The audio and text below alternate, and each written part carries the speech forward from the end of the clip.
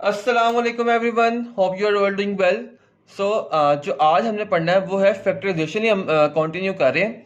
तो फैक्टराइजेशन में आज हमने दो फॉर्मूला पढ़ने हैं।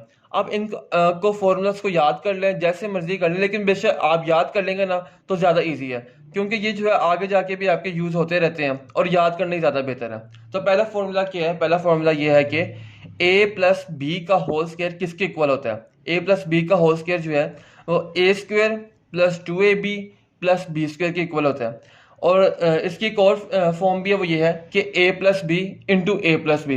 इसको भी अगर मल्टीप्लाई करेंगे तो ए प्लस बी का जो है वो होल स्क्वायर आ जाएगा। ठीक है जी। इसको अगर आप याद करना चाहें तो याद कर लें, नहीं तो इसको मल्टीप्लाई कर देंगे आपस में तो आपका आंसर जो है A square plus 2ab plus B square आ जाएगा। ठीक है। इसी तरह ए माइनस बी का होल स्क्वायर किसके इक्वल होता है?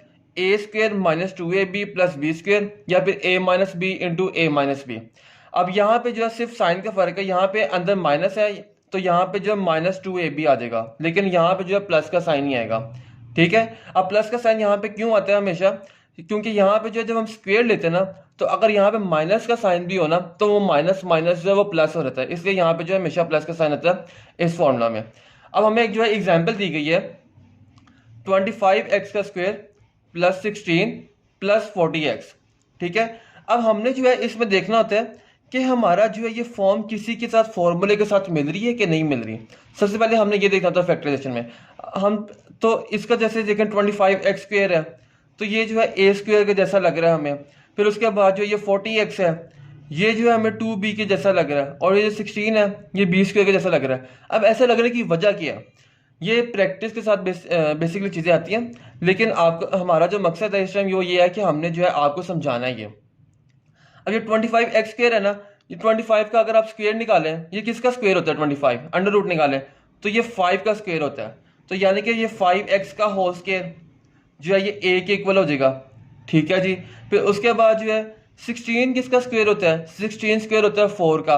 तो यहाँ पे जो है ये 4 आ गया। अब ये देखिए, ये जो 5x वैल्यू है ना, ये जो 5x वैल्यू है ये जो है ये a की वैल्यू है, और ये जो 4 वैल्यू है ना ये जो है ये b की वैल्यू है।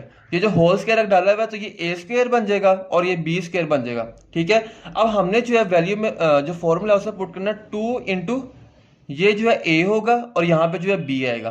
तो a की वैल्यू हमारे पास क्या थी? 5x थी, 5x लिख दिया। b की वैल्यू हमारे पास क्या थी? 4 थी, हमने 4 लिख दिया।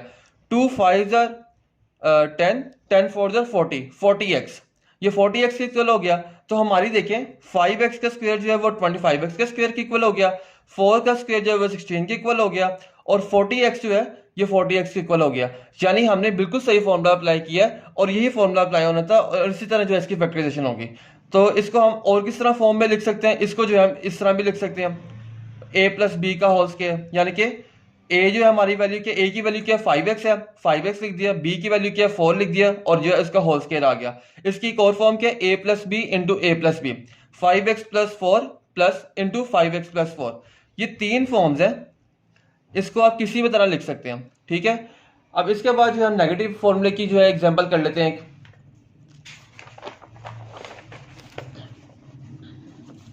अब देखिए 12x का स्क्वायर माइनस 36x प्लस 27। अब इसमें भी सबसे पहले आपने देखना कि सबसे पहले कोई चीज़ कॉमन तो नहीं आ रही इसमें। फैक्टराइजेशन का पहला रूल ये है कि आपने देखना कि कॉमन आ रही कोई चीज़ के नहीं आ रही। अब यहाँ पे कॉमन 12, 36 और 27 ये सारे ए की टेबल पे जा रहे हैं, 3 की टेबल पे। तो 3 जो है वो कॉमन आ रहा है, हमने 3 को कॉमन ले लिया।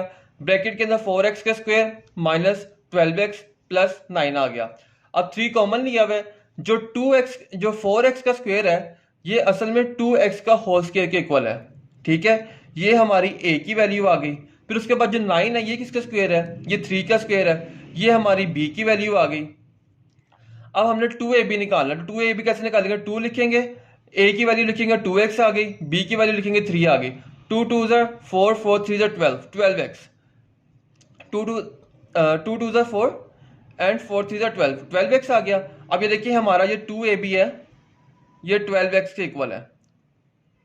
ठीक है जी। तो इसका मतलब हमने फॉर्मूला जो है बिल्कुल सही अप्लाई किया है, और इसके साथ जो है साइन भी जो है माइनस का आ रहा है, -12x के इक्वल है। ठीक है।